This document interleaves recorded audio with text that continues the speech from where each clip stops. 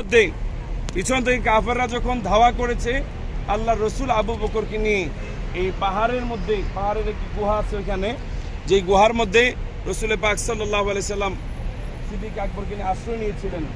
এটা হচ্ছে সেই বরকতময় গারে সুর, যেটাকে আমরা হেরা গুহা বলি। তো আল্লাহ রসুল এই পাহাড়ে অবস্থান করছে। আল্লাহ রসুলের কদম মোবারকের ধুলি বালি এটার চতুর্দিকে ছড়িয়ে আছে। আমরা বরকত হাসিলের জন্য, কিন্তু রসুল এখানে অবস্থান করছে, বরকত হাসিলের জন্য আপনাদেরকে দেখানোর জন্য আমরা এখানে নিয়ে আসছি, যেন আল্লাহ এই জাবালে সুরের উসিলায় আমাদের তামাম জীবনের গুনাহ মাফ করে দেয়। আমিন। আমরা কি মুক্তাসার ভাবে দোয়া করবো সবাই? বিসমিল্লাহ, একবার ফাতিহা শরীফ, তিনবার ইখলাস শরীফ।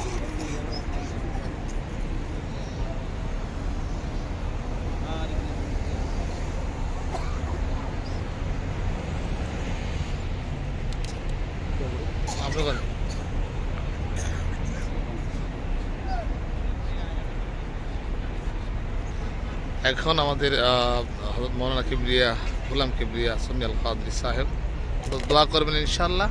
এইভাবে আমরা জায়গা জায়গা দোয়া করি। আসসালামু আলাইকা রাসূলুল্লাহ, ইয়া আল্লাহ, আল্লাহ। আসসালাতু ওয়াসসালামু আলাইকা ইয়া নবী আল্লাহ। আমিন আমিন আল্লাহুম্মা আলাইকা ইয়া শাফিউল মুজনিবিন।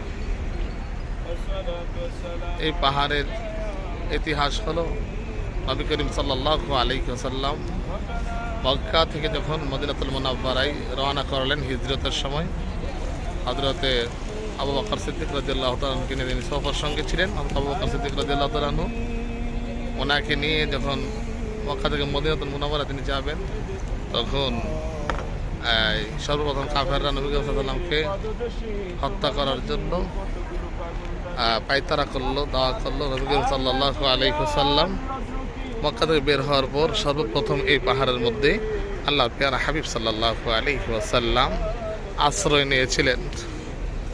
এই পাহাড়ের এটা হচ্ছে আমাদের আবেগের জায়গা।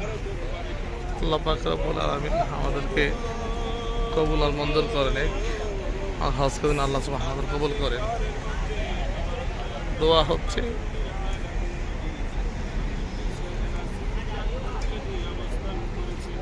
আমিন। আল্লাহ